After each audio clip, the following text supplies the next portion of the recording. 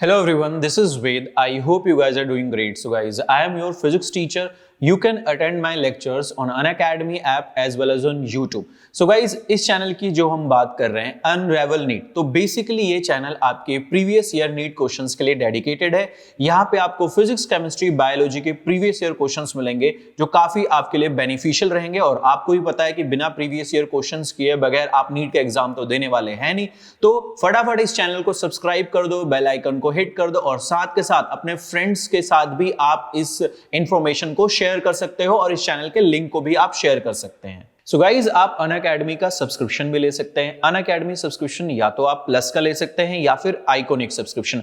तो iconic subscription में थोड़े फीचर्स जो होते हैं आपके प्लस से ज्यादा होते हैं। आइकॉनिक में एक आपको मेंटर भी मिलता है जो प्रॉपरली आपको गाइड करता है और आपकी जो नीट की जो जर्नी है उसमें आपकी वो हेल्प करेगा। ठीक है, तो उसके अलावा आप यहां पे देख सकते हैं प्रॉपरली मैंने यहां पे प्लस का और आइकॉनिक सब्सक्रिप्शन का प्लान मेंशन कर दिया है। तो आपको जिस भी प्लान को लेना है आप ले सकते हैं। साथ के साथ आप इस कोड वेद को यूज कर सकते हैं to get maximum possible discount. तो चलिए फिर सेशन को शुरू करते हैं।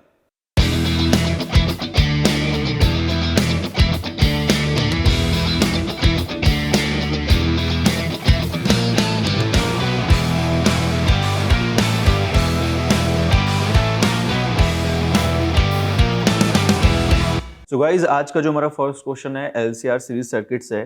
तो यहाँ पे एक एलसीआर सर्किट दिया हुआ है, आप देखो यहाँ पे LCR circuit is connected to an AC voltage source. When L is removed from the circuit the phase difference between the current and voltage is this. मतलब एलसीआर से जब हमने एल रिमूव कर दिया तो फेज डिफरेंस कितना है, π/3।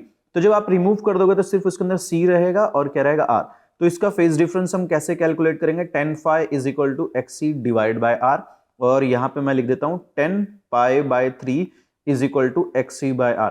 इसको फर्स्ट इक्वेशन ले लो। फिर उसके बाद बोल रहा है if instead c is removed from the circuit the phase difference is again π/3। तो जब हमने c को रिमूव कर दिया तो इसके अंदर सिर्फ रेजिस्टेंस और आपका इंडक्टर बचेगा, तब आपका फेज डिफरेंस कितना है, π/3 है। और क्या होगा फॉर्मूला, xl/r। Second equation. अब इन दोनों को अगर आप देखोगे, कंपेयर करोगे तो आपको दिख रहा है xc की वैल्यू xl के बराबर है। मतलब यहां पे आपका xc xl के बराबर है। It means LCR series circuit किसमें, रेजोनेंस में।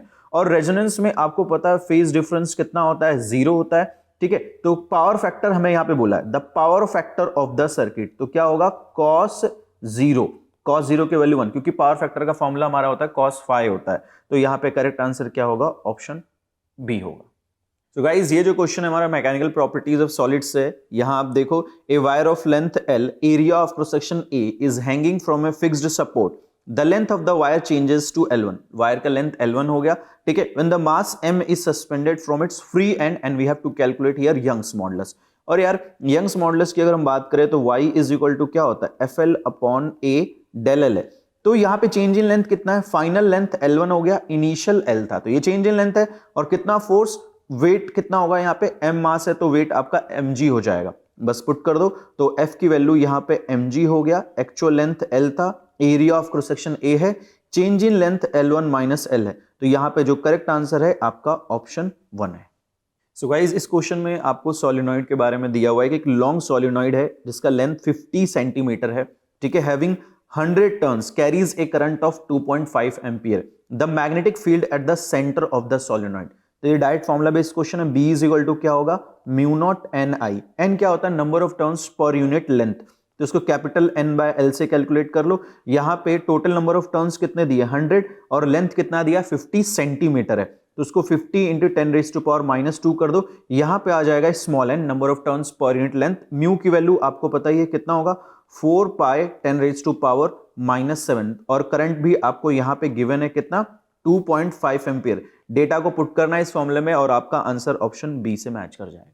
सो गाइस, रे ऑप्टिक्स का ये क्वेश्चन है। ए रे is incident at an angle of incidence I on the surface of A small angle prism. ठीक है, with the angle of prism A and emerges normally from the opposite surface. मतलब guys, prism के दूसरे and से हमारा जो रे निकल रहा है परपेंडिकुलर टू द सरफेस है। ठीक है, यहां पे दिया है normally from the opposite surface. If the refractive index of the material of the prism is mu then the angle of incidence. आप ये बताओ कि जब वो प्रिज्म दूसरे एंड से, यहां से जब वो परपेंडिकुलर डायरेक्शन में यहां पे इमर्ज हो रहा है तो मतलब एंगल ऑफ इमर्जेंस क्या होगा, 0 होगा। ई की वैल्यू 0 होगी ठीक है, एंगल ऑफ इमर्जेंस 0 होगा तो आपका R2 भी 0 हो जाएगा। And we know that R1 plus R2 हमारा कितना होता है, A होता है। तो ये R1 और ये 0 और A, तो मतलब हमारा R1 किसके बराबर आ गया, A के बराबर आ गया। तो मतलब अगर आप डायग्राम देखोगे तो ये आपका इंसिडेंट रे होता है, यहां पे आप नॉर्मल ड्रॉ करते हो, ये एंगल आई, ठीक है, और उसके बाद इस वाले एंगल को हम क्या लेते थे, R1। अब यहां स्नेल्स लॉ लगा देते हैं, तो क्या लिखूंगा 1 इंटू साइन है, क्योंकि बाहर रिफ्रैक्टिव इंडेक्स एयर का 1 होगा और अंदर म्यू इंटू साइन R1 होगा। और क्वेश्चन में आप देखोगे यहां बोला स्मॉल एंगल प्रिज्म, तो जब भी स्मॉल एंगल प्रिज्म बोलेगा तो साइन आई को मैं क्या लिख सकता हूं, आई, ठीक है, ये म्यू, और साइन R1 को क्या लिख दूंगा मैं, R1। और यहां पे R1 की वैल्यू हमारे किसके बराबर है, A के, तो I इज इक्वल टू क्या आ गया, mu A। So correct answer is option 4। Guys, in a certain region of space with volume 0.2 meter cube, the electric potential is found to be 5 volt throughout। मतलब पूरे उस reason में हमारा जो electric potential है वो कांस्टेंट है, ठीक है। The magnitude of electric field, आप ये बताओ उस रीजन में पोटेंशियल पूरा का पूरा कांस्टेंट है और बोल रहा है कि यार इलेक्ट्रिक फील्ड कितना होगा, and we know that E is equal to minus dV by dr होगा। और जब हमारा पोटेंशियल कांस्टेंट है तो dV बाय dr करोगे तो उसकी वैल्यू क्या आ जाएगी, यहां पे dV बाय dr करेंगे तो वो आएगा हमारा 0। तो करेक्ट आंसर यहां पे ऑप्शन 2 होगा हमारा, ठीक है। सो गाइस, ये क्वेश्चन हमारे मॉडर्न फिजिक्स से है। For which one of the following Bohr model is not valid. तो यार आपको पता है बोर मॉडल उसी के लिए एप्लीकेबल है जिसके अंदर आपके सिंगल इलेक्ट्रॉन प्रेजेंट होते हैं। तो देखो हाइड्रोजन एटम में तो होगा ही, सिंगली आयनाइज्ड नियॉन एटम में भी होगा और सिंगली आयनाइज्ड हीलियम एटम, ठीक है। देखो नियॉन में नहीं होगा क्योंकि उसमें भाई एक से ज्यादा इलेक्ट्रॉन होंगे। He प्लस में होगा क्योंकि ये इलेक्ट्रॉन लूज कर देगा तो इसके पास एक इलेक्ट्रॉन बचेगा, और ड्यूट्रॉन एटम में भी भाई एक ही इलेक्ट्रॉन होता है। तो सेकंड, थर्ड और फोर्थ के लिए ये एप्लीकेबल होगा, बट ऑप्शन 1 के लिए एप्लीकेबल नहीं है। तो हमारा आंसर क्या होगा, ऑप्शन ए होगा। सो गाइज, मॉडर्न फिजिक्स का एक और क्वेश्चन है, light with an average flux of this falls on a non reflecting surface eight normal incidence having surface area this, ठीक है। the energy received by the surface during time span of 1 minute। आप एक बात बताओ कि यहां पे ये इंटेंसिटी आपको गिवन है कितना, 20 वॉट पर सेंटीमीटर स्क्वायर। तो यार अगर इंटेंसिटी की बात करें तो क्या होगा, energy per unit area per unit time, and what we need to calculate here, energy received by the surface. तो इससे एनर्जी रिसीव्ड निकालोगे तो I into A into T होगा। तो आई कितना दिया है, 20, और गाइज यहाँ सेंटीमीटर स्क्वायर में दिया है तो एरिया के यूनिट को चेंज करने की जरूरत नहीं, तो उसको सेंटीमीटर में रख दो 20, और टाइम कितना बोल रहा है 1 मिनट। तो मतलब इस टाइम को आप ले लेना 60 सेकेंड, तो ये यहाँ पे 60, तो कितना हो जाएगा, ये हो जाएगा 24 into 10 raise to power 3। So correct answer is option 4। So guys, modern physics का एक और क्वेश्चन यहाँ पे, an electron is accelerated from rest through a potential difference of v volt. If the de Broglie wavelength of the electron is this, the potential difference, आप देख सकते हो direct formula based question है, क्या है 12.27 divide by root under v, यंगस्ट्रम में होता है। बस आपको डेटा पुट करना है। यहाँ पे लैम्डा की वैल्यू कितनी दी है 1.227 10⁻⁻2 नैनोमीटर, तो इसको 10⁻�9 कर देते हैं, ये आ गया लैम्डा, ठीक है। अब यहां पे सिर्फ आपको v की वैल्यू कैलकुलेट करने, इसमें पुट करना, और आपका v आ जाएगा 10⁻⁴। So correct answer is option 1 here. So guys, a body weighs 72 newton on the surface of the earth. किसी बॉडी का वेट अर्थ के सरफेस पे 72 न्यूटन है। What is the gravitational force on it at a height equal to half the radius of the earth. मतलब earth के surface से हम कितना ऊपर चले जा रहे हैं, r/2 इतनी हाइट पे चले जाए, तो हमें यहाँ पे वेट बताना है बॉडी का कितना होगा, ठीक है। अर्थ के सरफेस पे तो दिया ही है, mg की वैल्यू कितना है, वो आपको 72 न्यूटन दिया है। तो गाइज इसका डायरेक्ट रिजल्ट अगर आपको ध्यान हो, mg 1 + h/r whole square, right use कर सकते हैं, आ जाएगा। तो देखो ये mg है, इस mg की वैल्यू को चलो रहे सी रहने देते हैं, नीचे आएगा 1, और कितनी हाइट पे ले गए r/2 divide by r whole square. तो कितना आ रहा है ये mg, नीचे अगर आप इसको देखो r तो कैंसिल हो जाएगा, नीचे आ जाएगा 3/2 whole square. So this is 4/9, and what is the value of mg 72, तो ये आ गया 32 न्यूटन। तो correct answer is option 3 here.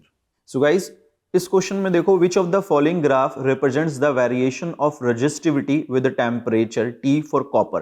तो गाइज जो मेटल का रेजिस्टिविटी और टेम्परेचर के साथ जो ग्राफ है वो आपका ऑप्शन 4 है। ये ऑप्शन सारे गलत है क्योंकि स्ट्रेट लाइन नहीं होता है, डिक्रीजिंग भी नहीं होता है, ओके, और ये तो अजीब सा ही है। तो करेक्ट आंसर इसका क्या होगा, ऑप्शन डी होगा आपका। सो गाइज ये क्वेश्चन हमारे मॉडर्न फिजिक्स का है, a light of frequency 1.5 times the threshold frequency is incident on photosensitive material. If the frequency is half and intensity is double, the photocurrent becomes. आप ये बताओ कि यहाँ पे सबसे पहले एक फोटोसेंसिटिव मटेरियल है मान लो, ठीक है, इसका थर्सोल्ड फ्रीक्वेंसी f0 है, तो इनिशियली इस पे कितना फ्रीक्वेंसी फॉल हो रहा है 1.5 टाइम्स, तो उसको 3/2 लिख देते हैं, 3/2 टाइम्स ऑफ f0।